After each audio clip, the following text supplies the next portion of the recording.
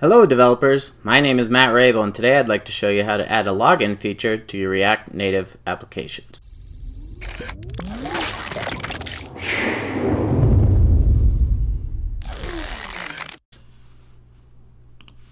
If you're not familiar with React Native, it offers a way to create mobile applications using React and JavaScript, which are probably tools you know and love.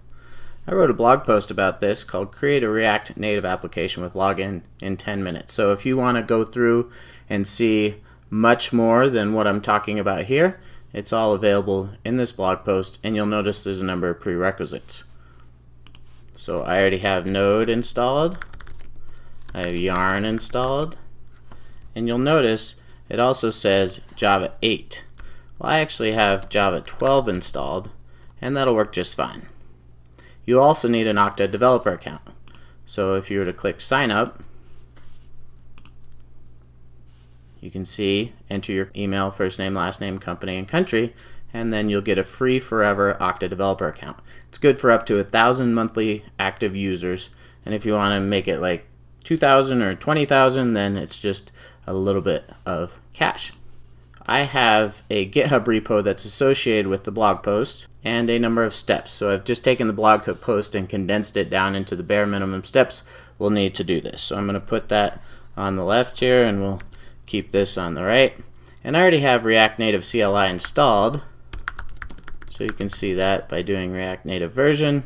And I'll start by creating a React Native application called React Native Login. Oh, wrong command. React Native init React Native Login.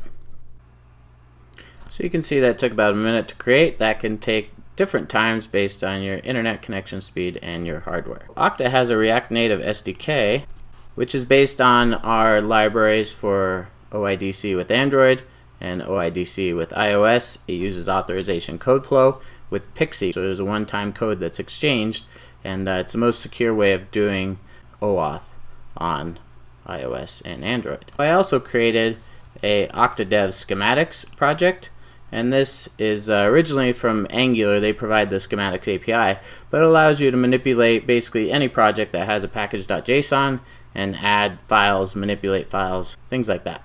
So I'll be using that today. So first I'm going to start by installing schematics CLI.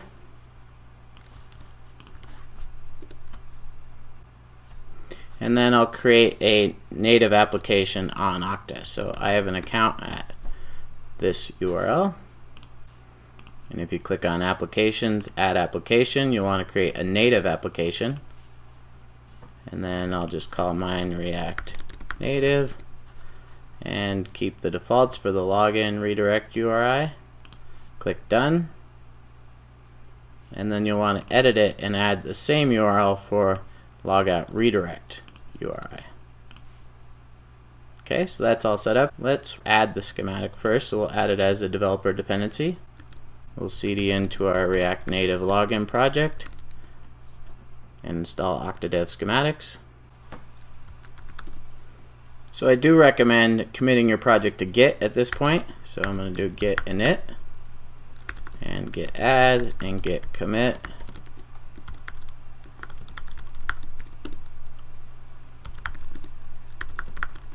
Now you see we're on a clean tree, so I can run schematics, Okta Dev schematics, and then add auth. And it'll prompt me for the issuer URL, which is available under API authorization servers. So you copy this, paste that in there, and then the application's client ID is right here. And this will do a number of things. It'll not only configure your application to work with Okta and OIDC, but it'll also add some tests. So you see here we have an app test and an auth test that's been added. So if we were to do a git status, you can see we have a number of new files. The app.js is modified, and we added an auth.js, an auth config, and a setup jest. And the reason for the jest setup is because schematics uses double underscore as a placeholder, And if you look at this project, there's _tests. And so there's nothing in schematics that I could do to actually get it to replace that directory. So I just created a new one, and then I configured jest to point to that new directory. So if we were to do a git diff, you can see what it's adding. It's adding auth to that app.js. It's adding a new section that says basically login with Okta. And then it manipulates the build.gradle to have the auth redirect scheme. It changes the platform for iOS to be 11. It adds an Android Bittray Maven repository. It updates the minimum SDK 19. And it adds a bunch of new dependencies. So now we can run npm test to verify everything that we've added actually works. So all our tests pass, and we even have an auth test, so that's nice. And then we can open the project in Xcode. And you need to do this because the library for iOS OIDC authentication from Okta is written in Swift. And so by default, React Native creates a non-Swift library. And so you just have to add a Swift file, and then it makes it into a Swift compatible library. So I tried to do this programmatically with the schematic, and just creating a Swift file doesn't do it. It modifies a bunch of other settings. So I'm going to call this polyfill. And then you don't need to create a bridging header, so you can just say don't create. And then that's all you need to do. You can also go into the project's settings and make sure that you have signing configured. So signing and capabilities here, and then you could deploy it as a production app. So I'm gonna cancel out of there, and now I should be able to do pod install. So go into the iOS directory and run pod install, and then from the top level directory you can run React Native run iOS. You can see it adds a login button to the home screen in the application. We can click login, and it'll prompt you, and this is something that you can't really get away from because this is a feature of, or a safety feature of iOS. So it's going to tell you what website wants to sign in. It'll take you to that website, and then you can enter your credentials.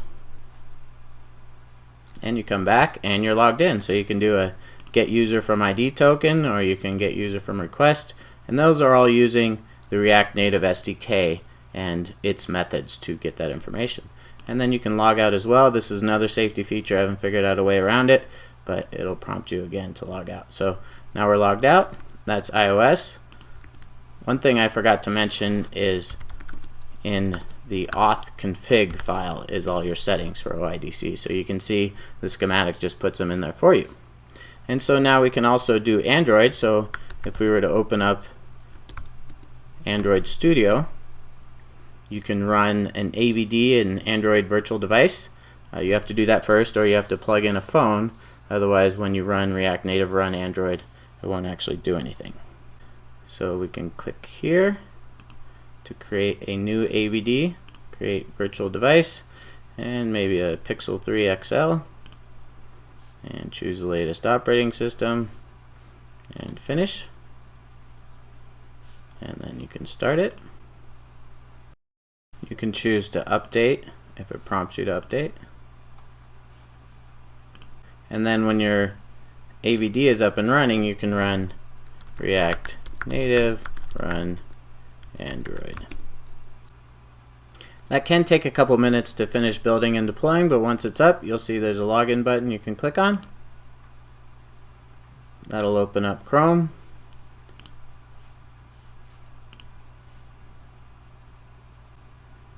And then you can log in there as well.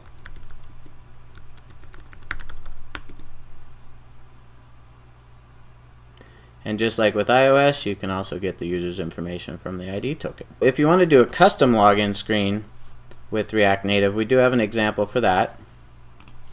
If you go to Okta samples JS React Native in GitHub, this is where that's at. Or if you just go to our samples.js React Native. It shows not only what I showed with the browser sign-in, but custom sign-in as well. And if you were to read the blog post, there is actually a section that shows you how to do it the hard way. So instead of using schematics and having that install and update the files for you, you can do it the hard way. And I also wanted to let you know about a cool thing called Ignite JHipster. So Ignite JHipster is a React Native boilerplate for JHipster apps. So if you want to generate a backend with Node or .NET or Java, JHipster supports that, and then you could create a React Native front end using Ignite JHipster, and it's got an entity generator for CRUD, end-to-end tests, and much more. So that's a pretty cool thing, and you can watch a presentation on YouTube if you like about it. And so the GitHub repo is here, blog post is here, and I thank you for watching this screencast and learning about React Native authentication. It's pretty easy to do. You can follow my team on Twitter at Octadev. You can follow me on Twitter at mrabel. And of course, friends don't let friends build authentication. And if you like this video, I'd encourage you to subscribe to our YouTube channel, where we try to post videos every week. Thank you. Hope you have a great day.